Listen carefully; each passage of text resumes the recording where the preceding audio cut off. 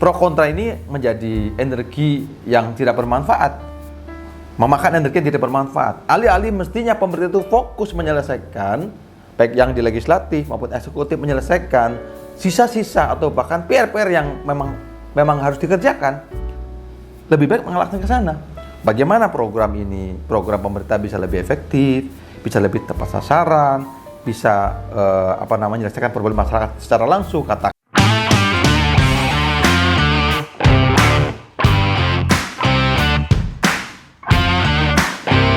Assalamualaikum warahmatullahi wabarakatuh. Halo sobat alumni kami dan pemirsa dimanapun berada. Alhamdulillah saya sehat dan semoga kalian semua juga sehat. Pada kesempatan kali ini kita akan mencoba mengangkat satu topik yang cukup pro dan kontra selama satu pekan terakhir, yaitu terkait dengan adanya ide dari beberapa pejabat publik yang sekaligus sebagai ketua umum partai politik, yaitu ide untuk menunda pemilu tahun 2024. Dengan berbagai macam alasan, mereka menyampaikan alasan penundaan ini ada alasan karena beban keuangan yang berat dan negara lagi nggak punya uang, kata begitu. Ada juga dengan alasan masih pandemik, atau bukan bahkan katanya karena masih ada perang antara Rusia dan Ukraina. Tentu ini alasan yang terkesan dibuat-buat. Tetapi pro dan kontra ini membuat banyak pihak yang punya pendapat.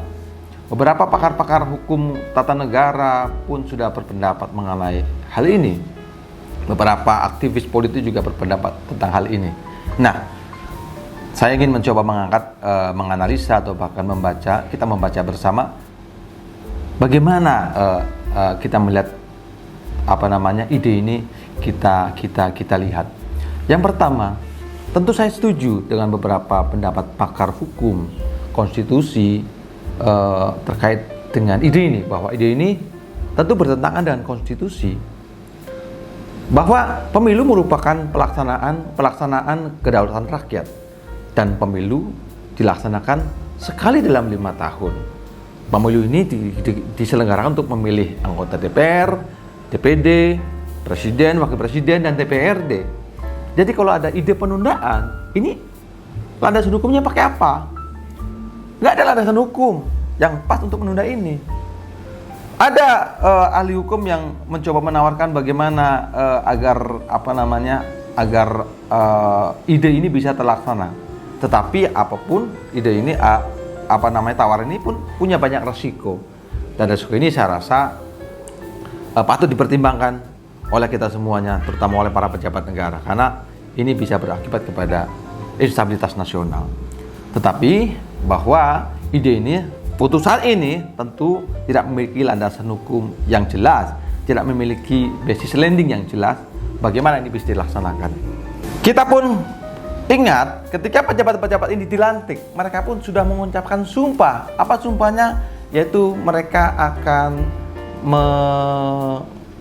menjaga Pancasila dan konstitusi Undang-Undang Dasar dan menjalankan undang-undang. Nah, pertanyaan mengapa tiba-tiba ide ini yang memang bertabrakan dengan konstitusi mereka lontarkan? Jadi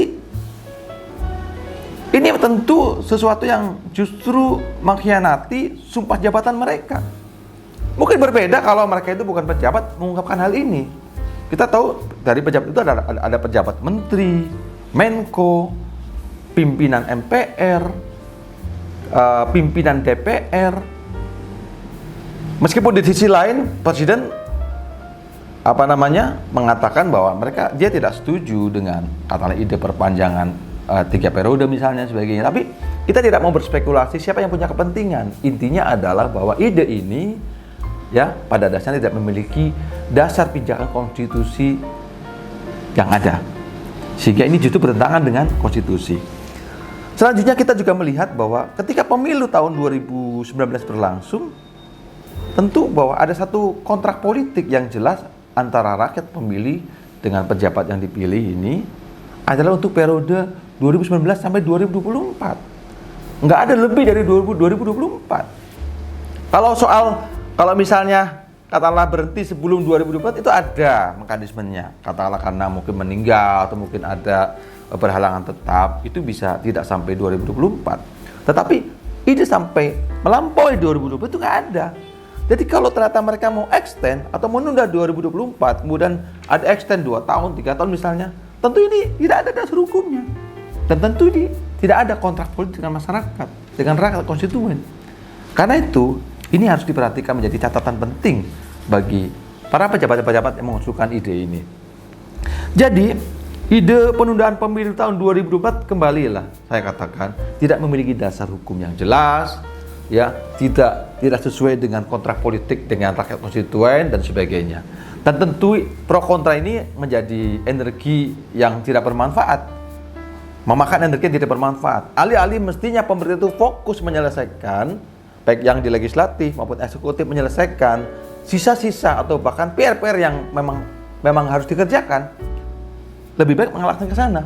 Bagaimana program pemerintah bisa lebih efektif, bisa lebih tepat sasaran, bisa menyelesaikan problem masyarakat secara langsung. Katakanlah sekarang ada persoalan minyak goreng yang terbatas, persoalan katakanlah efek ekonomi akibat pandemik, persoalan katakanlah berbagai macam protes keadilan dan sebagainya. Itu harus diselesaikan oleh pemerintah. Lebih baik ke sana. Dan ini lebih bagus daripada menalurkan satu ide yang justru bertentangan dengan konstitusi, bertentangan dengan katakanlah masyarakat, kebutuhan sebagainya. Karena itu, menurut saya, baik saya pribadi maupun siapapun kelompok masyarakat sipil, saya mengajak untuk mengingatkan para pejabat-pejabat ini agar jangan sampai menabrak konstitusi.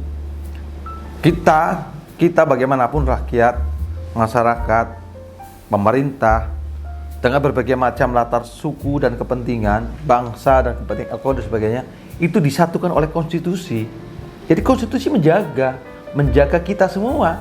Jadi kalau pejabat mencoba menabrak konstitusi, jadi akhirnya dia malah tidak menjaga, malah mendorong terjadinya instabilitas. Karena itu, saran saya lebih baiklah pemerintah, baik yang di eksekutif dan legislatif, lebih baik fokus kepada bagaimana menjalankan program-program secara tepat sasaran, secara jitu, secara konstruktif untuk sampai tahun 2024. Terakhir, tentu saya berharap para pejabat politik, pejabat publik, apakah yang di eksekutif itu presiden, wakil presiden, DPR, DPD, DPRD, kami berharap jadilah seorang negarawan. Negarawan adalah seseorang yang punya pijakan berdasarkan konstitusi, dan seorang negarawan akan menjalankan tugas-tugasnya berdasarkan undang-undang. Karena itu, ya, mari kita lebih menghormati bagaimana konstitusi ini berjalan. Dan selanjutnya adalah jangan berpikir bahwa kalau kita menjadi seorang pejabat, maka di luaran sana tidak ada yang siap untuk menggantikan kita. Ada mungkin di luaran sana banyak ratusan ribuan orang yang siap menggantikan kita. Karena bagaimanapun kita akan melakukan regenerasi ke depan, terus regenerasi. Dan insya Allah yang menggantikan akan lebih baik daripada yang sekarang. Itu optimisme kita. Terima kasih. Jadi itulah yang menurut saya yang bisa saya sampaikan terkait dengan ide ini. Semoga bermanfaat. Salam demokrasi. Assalamualaikum warahmatullahi wabarakatuh.